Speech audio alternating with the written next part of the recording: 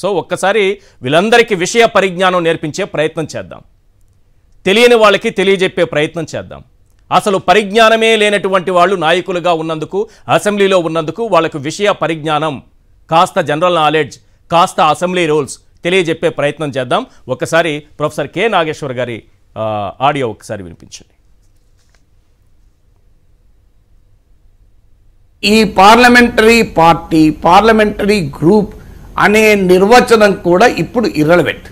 ఎందుకు ఇర్రెలవెంట్ అంటే, ఒకటి చట్టం వచ్చేసింది కనుక, payment of salaries and pensions and prevention disqualification act అని ఆంధ్రప్రదేశ్లో, payment of salaries and alliances of leaders of opposition act అని పార్లమెంట్లో వచ్చిన తర్వాత ఇక పార్లమెంటరీ పార్టీ, పార్లమెంటరీ గ్రూప్ అనే తేడా ఆధారంగా లీడర్ ఆఫ్ ద అపోజిషన్ను సెలెక్ట్ చేయడం అనే ప్రశ్న ఉత్పన్నం కాదు.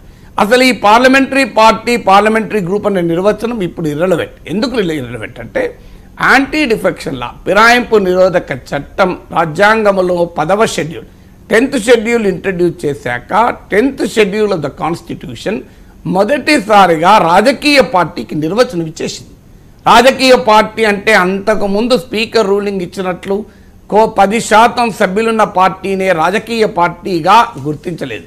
అలా గుర్తిస్తే 10% లోపున్న వాళ్ళు పార్టీ ఫిరాయించినా అనర్హులు గారు. మరి అందువల్ల యాంటీ డిఫెక్షన్ లా ఒక్క సభ్యుడున్న పార్టీగానే గుర్తించింది.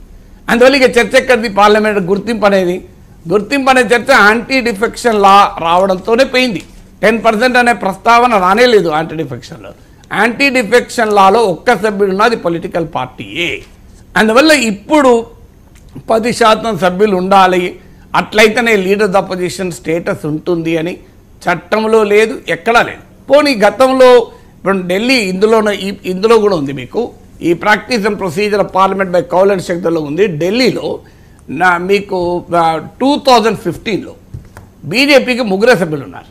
70 మంది స్ట్రెంత్ ఉంటే 3 మెంబర్స్ ఉన్నారు. అయినా బీజేపీ నాయకుడికి leader of the opposition status వచ్చింది. ఎట్లా వచ్చింది మరి? ఓన్లీ 3 మెంబర్స్ ఉన్నా కూడా ఢిల్లీ స్పీకరు 3 సభ్యులున్న భారతీయ జనతా పార్టీ నాయకునికి ప్రధాన ప్రతిపక్ష నేత హోదా ఇచ్చారు. ఏ ప్రాతిపదిక ఇచ్చారంటే, సేమ్ చట్టం, నేను ఇప్పుడు ఆంధ్రప్రదేశ్ విషయంలో payment of salaries and pensions act అని ఏదైతే చెప్పానో అది ఢిల్లీ అసెంబ్లీ చేసిన చట్టం కూడా ఉంది.